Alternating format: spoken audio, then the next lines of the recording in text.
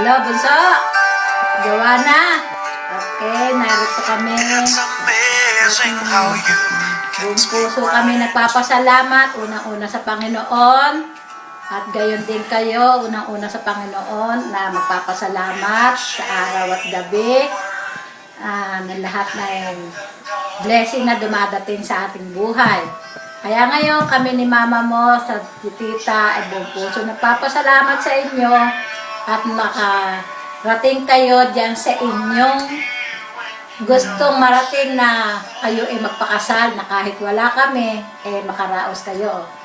Bunso, kami ay buong pusong proud na proud sa iyo ni mama na kahit hindi kami nakarating dyan matatapos ninyo ang inyong mahalagang okasyon. Bagamat kami man gusto namin pumunta dyan, hindi namin magawa. Unang-una hindi kami makaalis sa trabaho. Pangalawa sana maintindihan mo kami. Kaya ganun pa man hindi kami nawawala ng pag-asa na magkakasama-sama tayo dito. Sabi mo nga sa amin, pagkatapos ng inyong kasal aayusin nyo na inyong papeles para kayo makarating dito. At ng buong habang panahon magkasama-sama tayo, lalo na ang papa mo, makikita niya na kayo sama-sama dito, kahit wala siya na dito, natutuwa iyon. Mas na makikita naman siya. Ngayon, ang tita mo, yun din ang bili ng tita Lourdes na kayo magsama ng maayos na mag-asawa. Kaya hindi kami nawawala ng pag-asa na kayo maging maganda rin yung samahan, maging magpasunuran ninyo. Unang-una bigayan sa bawat isa, unawaan.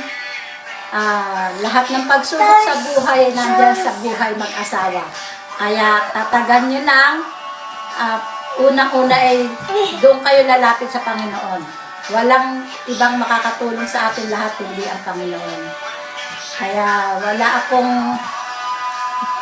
na akong masasabi dahil itong ating kung nakikita mo tong bata na to na si Athena, kung kayo man may bata na rin. Sabi mo nga napakaswerte ng magiging anak ninyo. Kaya pagbutihin ninyo ang inyong samahan at mahal namin kayo. Lalo na sa kuya mo. Proud din kami ni mama at siya ang inyong gabay dyan. Kaya Mama.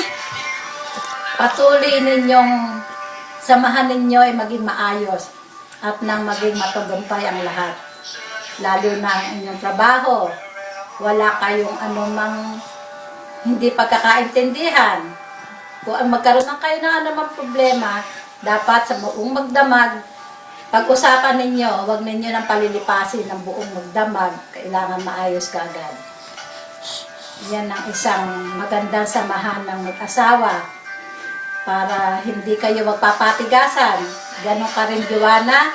Si Jopper, nakita kayo dyan, kaya kayo ang nakakakilala sa bawat isa. Kaya kayo din dalawa ang makakasolve na kung ano man ang inyong problema. Once again, congratulations and best wishes. Thank you.